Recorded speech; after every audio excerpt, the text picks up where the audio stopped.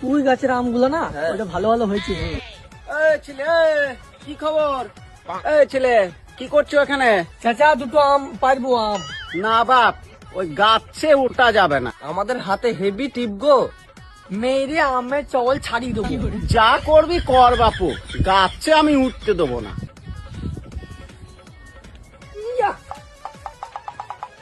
ছেলেগুলো এইভাবে আম পাড়া হয়? যা যা পালা, যা যা। আর একবার দেখো না চাচা, একবার লাস্ট একবার দেখো।